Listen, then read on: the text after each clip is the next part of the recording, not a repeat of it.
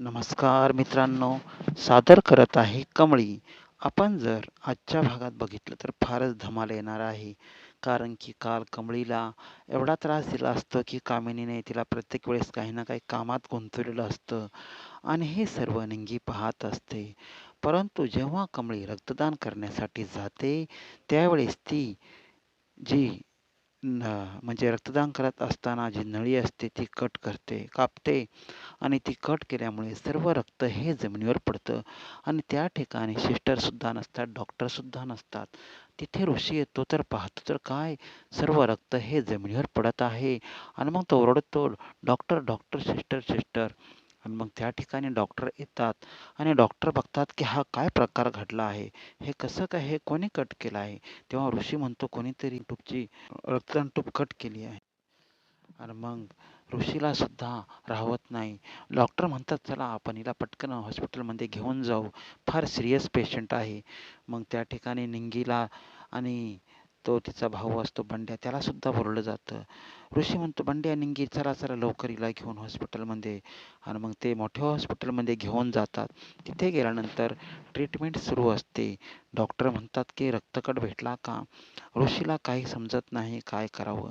मग ते डॉक्टर काय करतात, मुलीला रिलॅक्स राहण्यासाठी इंजेक्शन देतात. ते इंजेक्शन दिल्यामुळे 2-3 तास तरी काहीच फरक पडत नसतो पेशंटवर. म्हणजेच काय, की पेशंटला जो त्रास होत असतो, ऑक्सिजन घेताना श्वास कमी झालेला असतो, त्यामुळे थोडा त्रास कमी होतो. तर आता रक्तदान तर हे केलंच पाहिजे, रक्त तर भेटलंच पाहिजे. बॉम्बे रक्तगट हा कुठेही कोणत्याही लायब्ररीमध्ये नसतो. ऋषी प्रत्येक ठिकाणी फोन करतो. आईला सुद्धा फोन करतो आणि सांगतो, की कमळी फारच आजारी आहे. तेव्हा म्हणते, "तुला काय झालं नाही ना?" कारण की साधना मावशी म्हणत होत्या काहीतरी अपशकुन वगैरे आहे. तसं तर नाही घडलं ना? हे खरंच असतं का? असा विचार तिच्या मनात घोळत असतो. तेव्हा म्हणतो, की ऋषी म्हणतो, "तू चिंता करू नकोस, मी ठीक आहे." परंतु कमळी रक्तदान करत असताना कोणीतरी तिची रक्तदानाची ट्यूब कापली आणि त्यामुळे ती आता बेशुद्ध अवस्थेत आहे. तरी तू ज्या ठिकाणाहून रक्त मिळेल तिथून प्रयत्न कर. तेव्हा ती म्हणते, "हो, मी प्रयत्न करते." आणि निंगे आणि बंड्यासुद्धा हे ऐकत असतात. ऋषी हा सर्व परीने प्रयत्न करत असतो आणि त्याला कुठेही रक्त भेटत नाही. मग त्याला झालेले सगळे अनुभव आठवतात. गावाला गेला तेव्हा काय घडलं, शहरात आल्यानंतर कमळीची त्याची भेट कशी झाली, एकमेकांना त्यांनी कशाप्रकारे सांभाळून घेतलं. म्हणजे ऋषी एक प्रकारे तिच्या प्रेमात पडलेला असतो हे दिसून येते. आता काहीही करून ऋषी तिला वाचवायचं असतं आणि नयनतारासुद्धा विचार करते, की कमळीचे बरेच आपल्यावर उपकार आहे. आपण तिला काहीही करून मदत केली पाहिजे. कारण की ती मदत फार महत्त्वाची होती. आता कमळीला वाचवण्यासाठी सर्वजण प्रयत्न करत असतात आणि घरी अनिका, रागिनी, कामिनी हे मजा मारत असतात. ते म्हणतात, "आता कमळी गेली, आता कमळी जिवंत राहणार नाही." रक्त भेटत नाही म्हटल्यानंतर तो ऋषी मोबाईल बघतो आणि मोबाईलमध्ये त्याला कळतं की जाहिरात दिली. आपण जर मीडियाला सर्वत्र कळवलं, शेअरिंग केलं तर आपल्याला कोणी ना कोणी रक्तदाता भेटेलच.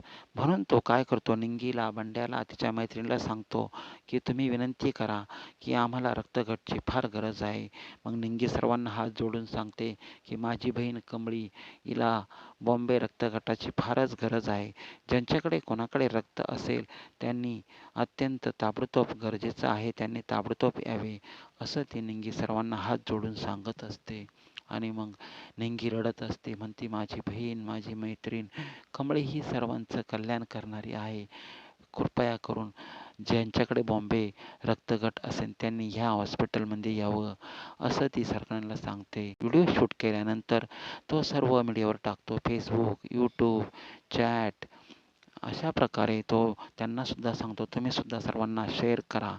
आता हा व्हिडिओ सतीशपर्यंत जातो आणि सतीशला सुद्धा कळतं की कमळी फारच आजारी आहे, ॲक्सिडेंट झालेला आहे. स्नान करत असताना तिचं टूब कोणीतरी कापली आहे. सतीश जेव्हा घरी येतो तेव्हा सगळा प्रकार नयनताराला सांगतो. नयनतारा म्हणते, तुम्हाला कसं काय माहीत? मीडियावर पूर्ण बातमी झळकली आहे.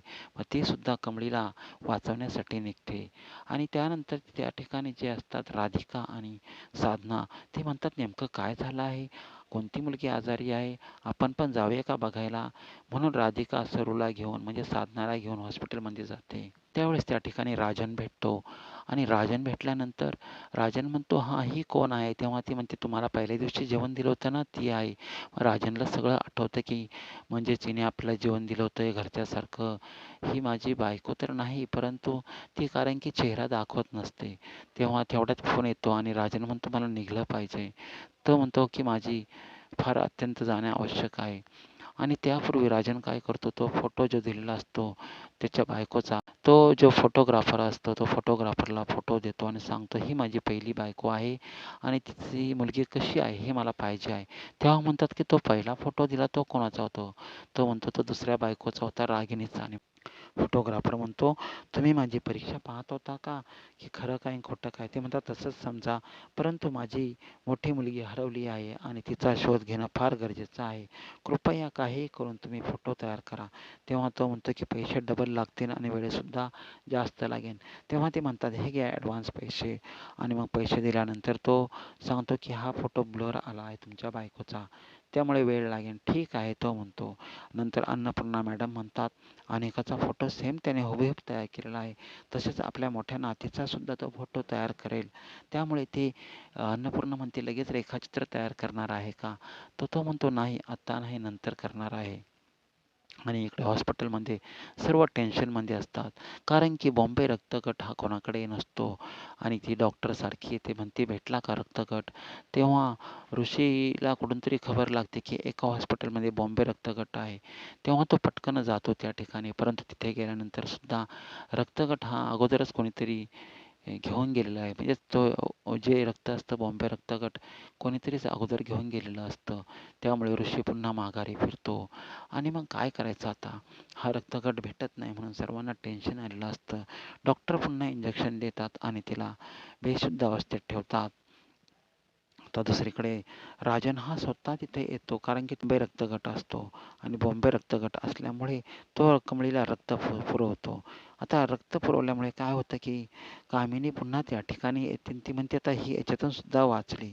आता बघ म्हणते, "मी जी श्वासनलिका असते श्वास घेण्याची तीच दूर करते." म्हणून ती दूर करते आणि तेवढ्यात त्या ठिकाणी येते. गौरी येते, ती ओरडते, "कामिनी, कामिनी!" आणि मग कामिनी घाबरून पळून जाते. आता या ठिकाणी सुद्धा कामिनीला असं वाटतं की आपल्याला कोणीतरी हाक मारली आहे गौरीने. त्या ठिकाणी राजन असतो, अन्नपूर्णा असते, नयनतारा, त्यांना सुद्धा असं वाटतं की या ठिकाणी गौरी आलेली आहे का? असा भास होतो. नक्की कोण आहे?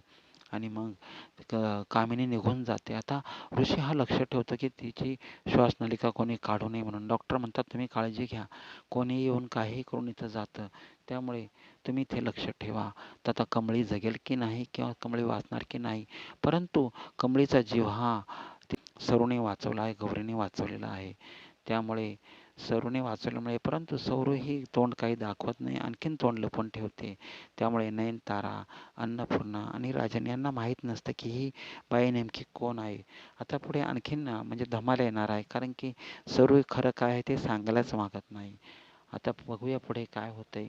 म्हणून नवीन असतील तर तुम्ही लाईक, शेअर, सबस्क्राईब करा. नक्की करा.